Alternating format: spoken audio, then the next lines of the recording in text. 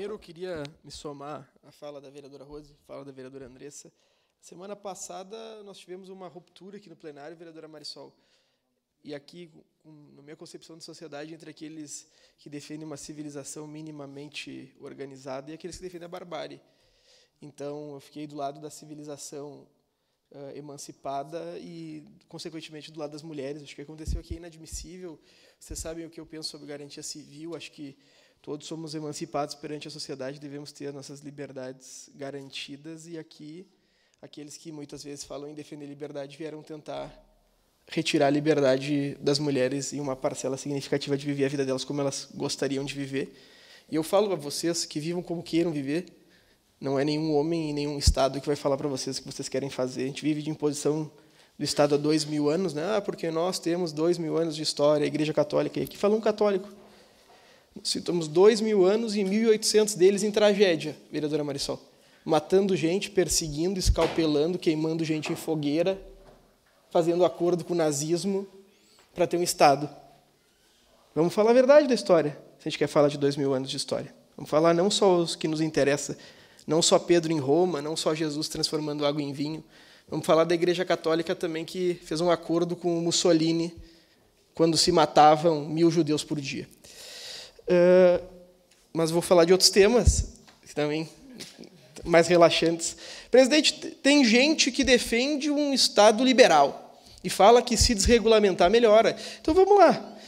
O governo Lula alterou o regulamento dos financiamentos para casas e apartamentos desse país, garantindo que 80% dos valores dos imóveis novos podem ser diretamente financiados através de programas habitacionais da Caixa Econômica.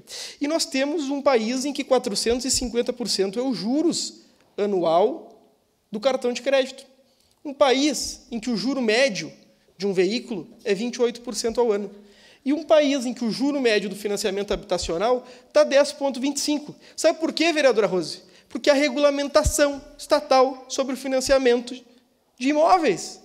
Simplesmente por isso, porque 65% dos valores destinados da poupança necessariamente devem ser para financiar imóveis. Porque não tem nada mais digno do que falar, esta casa é minha.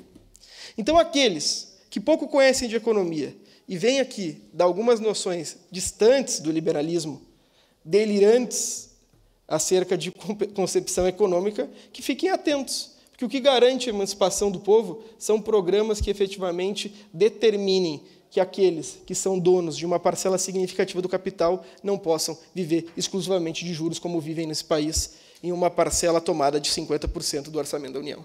Mas, presidente, queria tratar de outro tema que, para mim, é necessário, que é a decisão do Ministério do Trabalho e Emprego do Brasil de retirar da lista das empresas com trabalho análogo à escravidão algumas grandes multinacionais, como a JBS.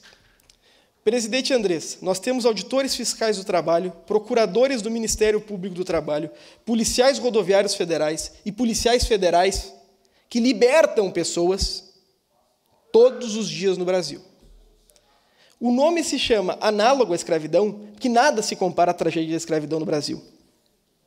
Posteriormente, a um processo administrativo, a inclusão de recurso no sistema do governo federal, ao julgamento desse recurso, um ministro que tem competência para isso, mas, obviamente, se tivesse o mínimo de caráter, não o faria, vereador José de Abreu, retira o nome de grandes multinacionais da lista das empresas que têm trabalho análogo à escravidão. Isso é um desrespeito, vereadora Rose Frigeri, com os auditores fiscais do trabalho. Isso é um desrespeito com os policiais federais, vereador Edson, que tem que entrar armado no meio de canavial, abaixo de bala, para soltar essa gente. Isso é um desrespeito com tanta gente do Ministério Público do Trabalho, que precisa intervir na vida das pessoas, vereadora Rose, para no século XXI libertá-las. Então, se o ministro Marinho está com pouco problema, na minha mesa tem um calhamaço para o senhor resolver, de gente que está sendo lograda, demitida doente, de gente que não tem o FGTS recolhido.